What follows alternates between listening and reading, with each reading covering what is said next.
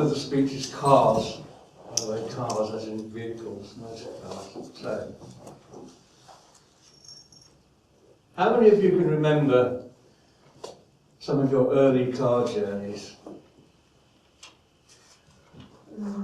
I can remember being about 3 years old, going down to Devon on holiday with my father and mother in the front and my sister and I in the back of my grandfather's three-wheeler Reliant.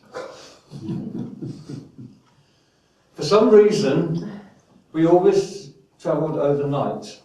My father said it was to avoid the traffic, because there were no motorways in the late 1950s and early 1960s. You had to go all the way to Devon on what were called A roads, which weren't particularly great. And my father wasn't a particularly ebullient character in those days, and he was sitting in the front of the car moaning and groaning all the way about the traffic. And occasionally the car would break down, especially when we got quite near to our destination and we had to climb up Porlock Hill, which still is one of the steepest hills on UK roads, and was littered in those days with cars that had broken down and boiled over, and the radiators were hissing out steam.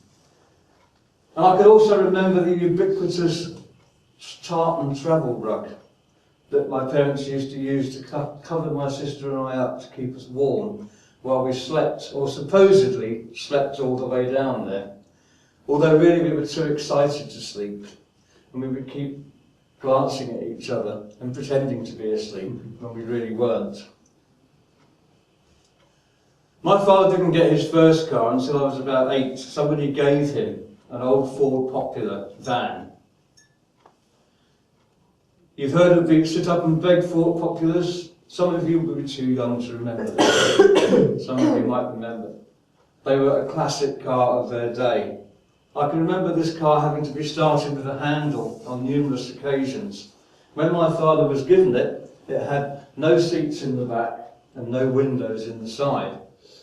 So he screwed an old sofa to the floor, cut windows in the side, and even made his own little indicators that stuck out like that. My father was nothing if not inventive.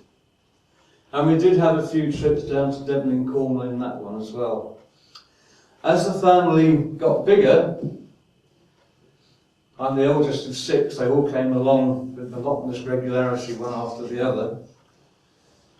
By the time we got to 5, we could no longer fit in the back of the old Ford. So my father got a Bedford Dormobile. And sadly, I can still remember the registration number. It was LDX 953, and it was pale blue. And we used to trundle around in that for quite a few years, until it wore out. And my father was never one to throw a car away until it was completely and utterly exhausted.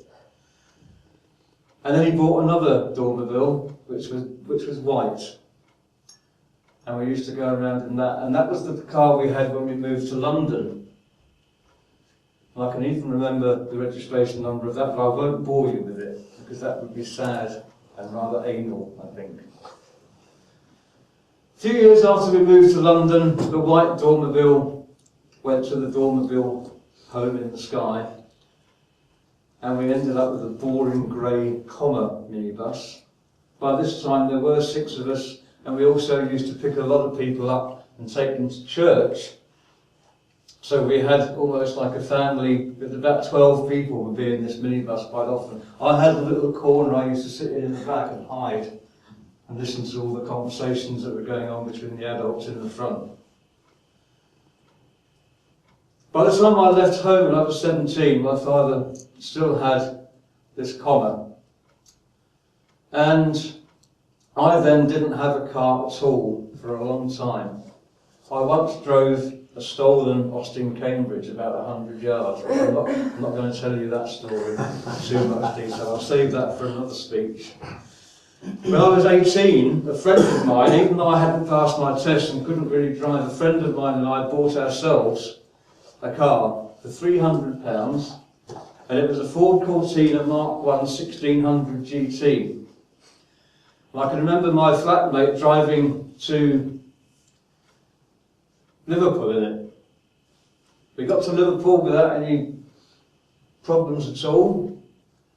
Had the weekend in Liverpool at my friend's brother's house, driving down the M1 and the M6 on the way back on the Sunday night. All of a sudden there was the most terrible noise.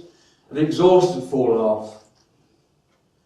So we had to have an unscheduled overnight stop in Stoke-on-Trent to get the exhaust fixed.